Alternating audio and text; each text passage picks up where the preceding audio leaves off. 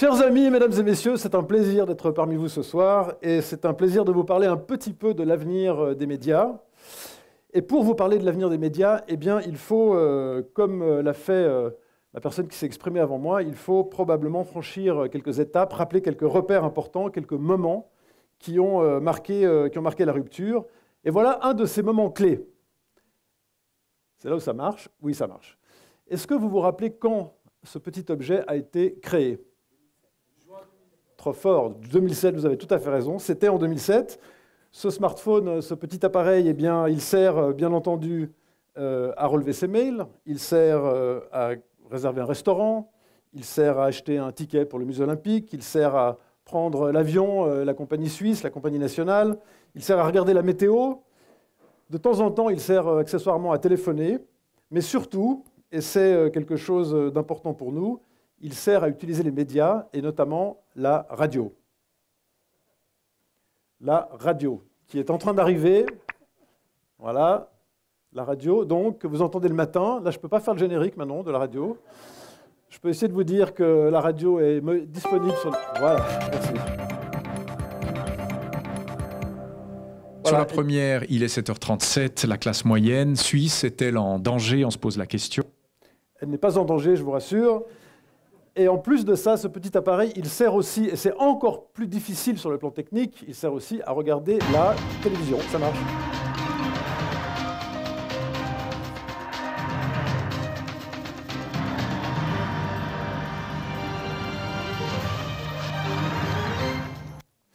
Alors, cet outil que tout le monde utilise ici, évidemment, cet outil, il a accéléré en fait l'arrivée de trois mouvements, de trois trends importants, qui vont certainement bouleverser très durablement les médias.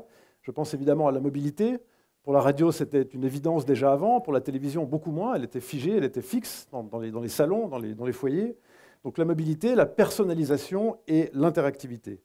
Eh bien, figurez-vous que l'on y pensait déjà en 1947, car nul n'est prophète dans son pays numérique. Comme il y a des postes de TSF, bijoux. Des postes de poche, grands comme une lampe électrique. Plus besoin d'acheter un journal, on se branchera sur l'émission d'information, ou sur l'éditorial politique, ou sur la chronique de mode, ou sur le compte-rendu sportif, voire même sur un problème de mots croisés.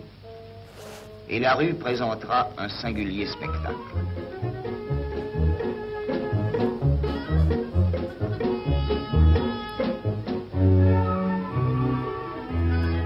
Naturellement, dans le métro, on lira le poste du voisin par-dessus son épaule. Et il y aura des faits divers tellement passionnants que...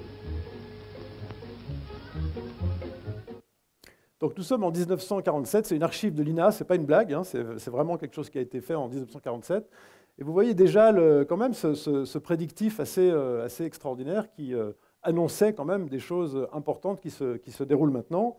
En Suisse, la télévision, comme on l'a dit tout à l'heure, est arrivée en 1954, 53, 54, hein, c'est selon, mais disons c'est à cette époque qu'elle s'installe.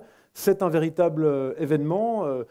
Elle occupe une place très vite, elle occupe une place assez centrale dans les maisons, mais une place fixe. Et c'est un nouveau rituel qui se met en place. C'est une nouvelle messe qui petit à petit s'installe.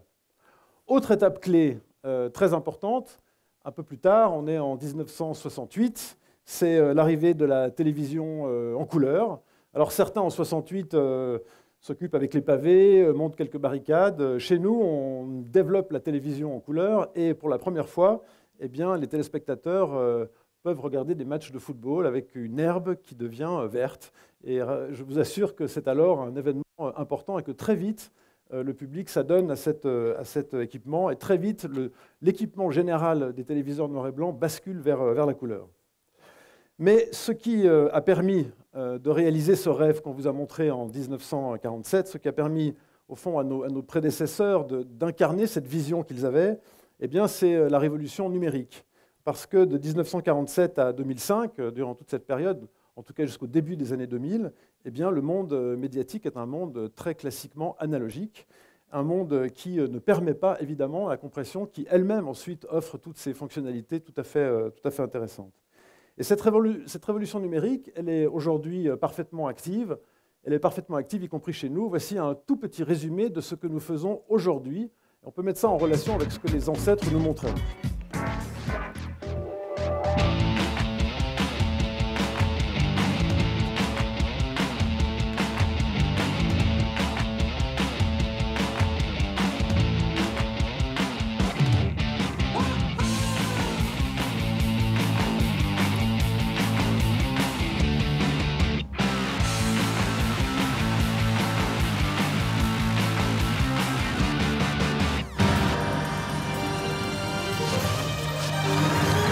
Le 19h30 vous propose dès aujourd'hui de suivre la rédaction au quotidien sur Twitter.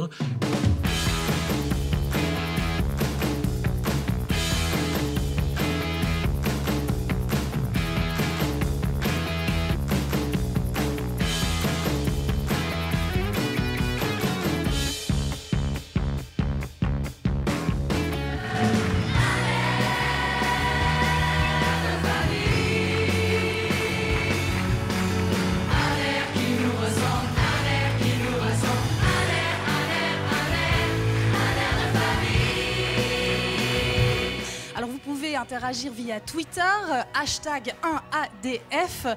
Et puis, donnez-nous vos impressions, dites-nous tout.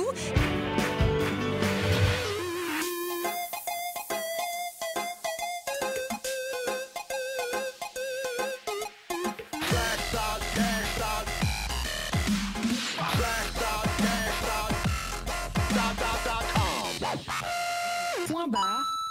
Money, money. This morning we're going to talk about the Swiss National Bank, because I don't know if you saw the press conference yesterday, because they were, managing to keep it all stable and everything. So much rain that is falling, it's kind of like the monsoon season, you know what I mean?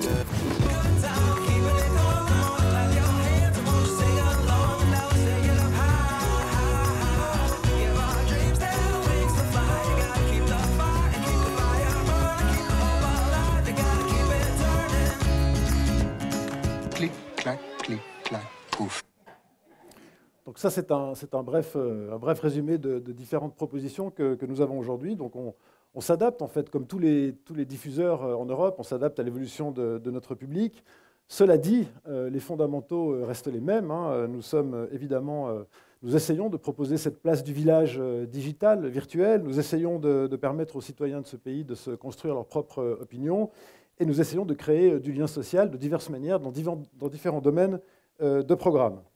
Demain, ces fondamentaux resteront évidemment tout à fait actifs, mais pour vous donner un avant-goût de ce qui nous attend, cette fois, je vous propose de repasser chez nos amis de 1947 pendant quelques instants. On trouvera un match de boxe dans la soupière.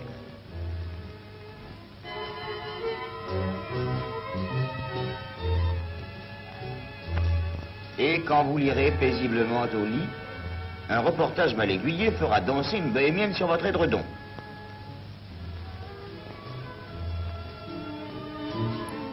Cyprien, je te défends de caresser les images. Vous dira votre femme. Et vous vous assoupirez en songeant aux temps heureux où la télévision sera en relief. Car vous avez soif de progrès. Alors cette télévision, cette bohémienne, elle existe. Elle existe déjà. C'est d'ailleurs même une présentatrice d'une émission de télévision de CNN qui commente virtuellement les résultats d'une élection aux États-Unis. Vous l'avez compris, cette présentatrice en fait n'existe donc pas. C'est une tomogramme, une sorte de dérivé de l'hologramme. En fait, le premier constat, et c'est peut-être une première indication pour ce qui nous attend, c'est cette virtualisation extrême qui se met en place de manière extrêmement rapide et qui va accompagner, qui va au fond interpénétrer l'activité traditionnelle de la télévision, à tel point qu'il sera parfois difficile de faire la part des choses entre ceux qui seront véritablement aux affaires et ceux qui seront en représentation. Cette tendance est une tendance assez lourde. Elle accompagne un deuxième mouvement important. Je parie que dans plusieurs années, nous serons plongés dans cet environnement-là, nous serons plongés dans les écrans. Ici, vous êtes chez quelqu'un qui a un écran en fait, qui l'enveloppe, et cet écran lui permet de vivre une expérience assez intéressante de télévision, où finalement il se retrouve au milieu de ce qu'il observe, parce que les images se développeront sur l'ensemble des surfaces qui sont entourantes dans les régions où les gens regarderont les images. Dans le cas particulier, je pense à la Coupe du Monde de football, on peut imaginer que demain, les matchs seront vécus par le public au centre de la pelouse, évidemment de manière tout à fait virtuelle. Et puis, s'ils ne sont pas mobiles, ces écrans seront de très grande qualité. Ils seront présents sur absolument toutes les surfaces. Ces écrans vont modifier l'expérience des gens, puisqu'ils pourront évidemment interagir avec les écrans, ils pourront travailler sur ces écrans, ils pourront les modéliser, ils pourront interagir de manière extrêmement rapide. Troisième mouvement de fond, eh bien, ces écrans seront sur toutes les surfaces, ils seront interactifs comme on vient de le dire. Et puis ce qui est intéressant, c'est que nous allons pouvoir constamment accompagner le public. Quand je dis nous, je parle des médias. Imaginez avec cette situation que l'on connaît déjà de réalité augmentée, imaginez que vous vous promenez dans cette région, vous êtes en bas à Ouchy, et vous avez en fait en réalité augmentée, vous avez les archives de la radio-télévision suisse qui vous montrent ce que nous avons vu tout à l'heure, monsieur, c'est-à-dire les rues de Lausanne telles qu'elles étaient à l'époque, sauf que vous les vivez en étant vous-même en train de vous déplacer dans la dite rue. Cette relation au fond de réalité augmentée va devenir, je pense, quelque chose de très important. Et puis, elle se nichera partout, cette réalité augmentée. Elle se nichera aussi chez les gens, elle se nichera carrément chez les individus qui seront eux-mêmes connectés en permanence. Évidemment, le grand mouvement qui nous attend, celui qui va conditionner fortement toute l'activité médiatique, eh bien, c'est celui de l'interconnexion des objets, de l'interconnexion des choses. J'étais il y a quelques jours du côté de San Francisco, dans la Silicon Valley, et là-bas, vous savez, il y a cette autoroute qui descend de San Francisco dans la région de la Silicon Valley, qui est totalement embouteillée. Alors maintenant, les grandes entreprises de la vallée commencent à développer des modèles de véhicules qui se déplacent sans conducteur et qui ainsi régulent le rythme auquel la circulation se développe entre San Francisco et la Silicon Valley. C'est assez intéressant. Et c'est possible parce que les véhicules sont évidemment totalement interconnectés avec tout leur environnement, qu'ils émettent des informations, qu'ils reçoivent des informations et qui donc adaptent au fond leur comportement de route à ce qu'ils reçoivent.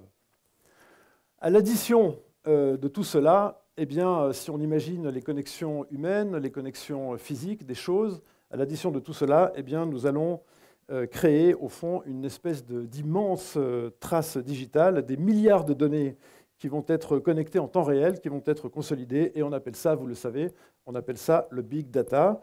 C'est le règne annoncé des algorithmes qui permettent d'analyser les données, et mieux encore, de prédire les comportements. C'est un point sur lequel je vais revenir, qui est un point tout à fait central, qui doit nous faire un peu réfléchir quand même, car au-delà de la fascination pour cette technologie, il faut se demander quand même quel est son usage final.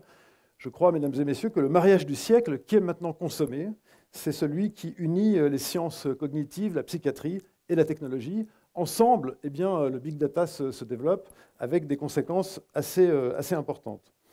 Évidemment, il y a des choses très positives. Par exemple, dans le domaine de la santé, dans le domaine médical, probablement qu'on va pouvoir développer des informations qui permettront aux gens de mieux vivre ou de vivre peut-être un peu plus longtemps.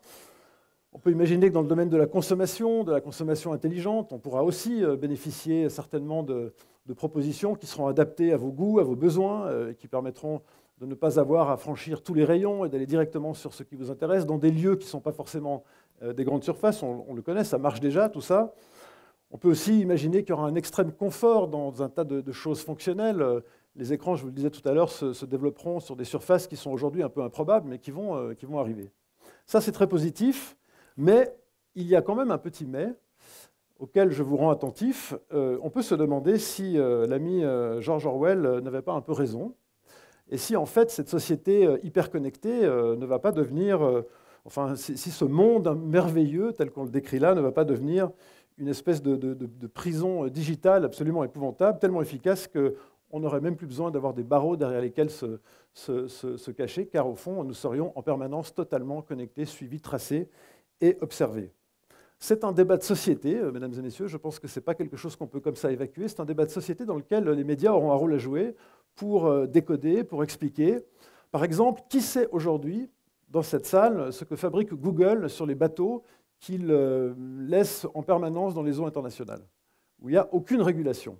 On sait qu'ils font des expériences, on sait qu'ils travaillent avec la NASA, on sait qu'ils ont racheté des boîtes qui font des robots, on sait qu'ils développent un tas de trucs. Ils viennent de racheter une entreprise qui maîtrise les satellites géostationnaires pour pouvoir directement irriguer les populations de contenus digitaux. Tout ça, on le sait, mais qu'est-ce qu'ils font vraiment dans leur bateau?